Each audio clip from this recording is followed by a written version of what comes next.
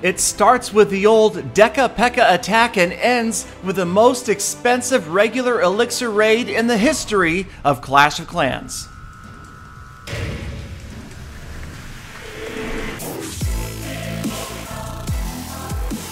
Greetings fellow Clashers from around the world, and thank you so much for stopping by Clash of Clans Attacks, where today I bring you, yes, the most expensive regular Elixir raid you can possibly put together.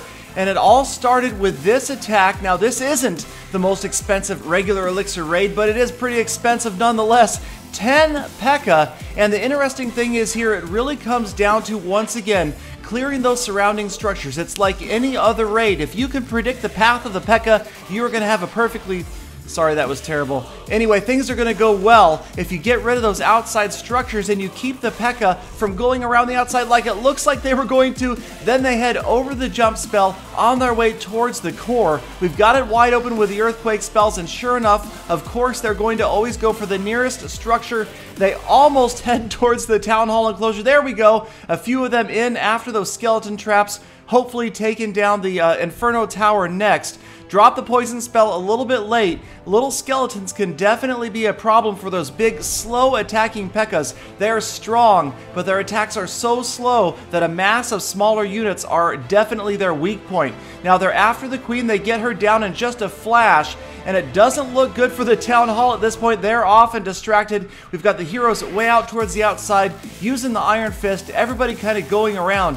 And once again, like we've seen before, they're using these lanes. The king's got lane 1, the queen's got lane 2. We've got a Pekka in lane 3, and there's one last Pekka on the inside who just goes down before he can get that can get that town hall down. We've got a lone archer at the top of the screen finishing off that Tesla that was under construction. And what looked like disaster might not be so bad after all, because these units are working their way around, and we are up to 84% damage already. Now, of course, this attack might not have gone quite so well against a supermax base with maxed out heroes waiting for those Pekkas to move in, but it has worked out pretty well here. The units pretty much completing a full circle run of this base. We're in the 90% damage range now, and it looks like that town hall might end up being the last structure standing. 96, 97%. Now the units converging on the town hall. Only one defensive structure remains, and that's that single Tesla. 98%, the Tesla down, so here it is, 99%, 1 star, but thankfully we've got time remaining. The units will move in, take down that town hall, and there it goes, there it is, a 3-star attack using 10 Pekkas. So ridiculously expensive in regular Elixir, but not the most expensive.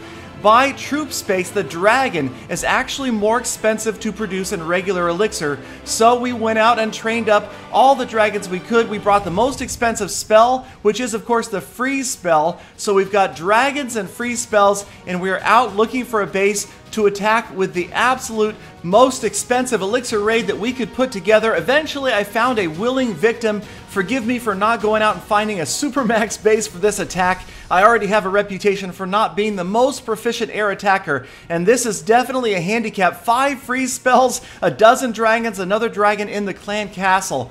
But we're going to go after this base, and it is going to be, again, the similar strategy. We're going to try to funnel those troops towards the town hall by dropping about a third of the dragons at the top, another third at the bottom, and the rest of the attacking force will come from the right-hand side after we've given these dragons a chance to clear some of these structures. Here we go with the rest of the remaining force. The clan castle got some expensive Elixir wall breakers in there, and finally the heroes will go down behind the dragons. Again, nothing but freeze spells, so we froze the air defenses, we freeze the Inferno Tower, we freeze the Expo, the Wizard Tower, the air defense again, just dropping freeze spells like they're going out of style. There goes another one, and eventually the dragons have closed in just about right on that town hall. The lower level air blower thingamajig there is not doing that good of a job to blast the dragons back. We're right on top of that town hall. I finally send in the heroes, and sure enough, it works out pretty well. They head almost directly for the town hall. You can see the queen got the poison spell in there because, well, I had extra space and I went ahead and brought that. It helped out a little bit. We got some damage on the town hall. Now we're going to get those skeletons out of the way, and there it goes. Finishing off the town hall is the queen. She's got that Inferno Tower on her, but she gets the town hall down. Moving forward, she's used the Royal Cloak, and now the archers are taking the brunt of that single target Inferno, and the Queen grabs the second star, and we just barely pass 50% damage before the raid ends.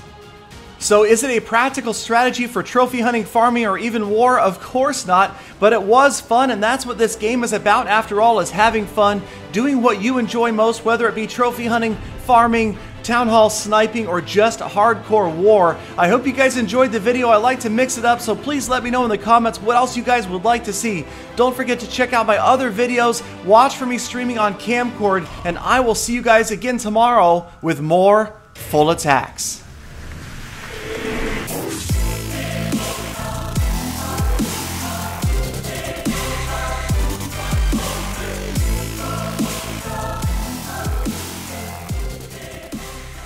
Galadon, we're out the toilet paper.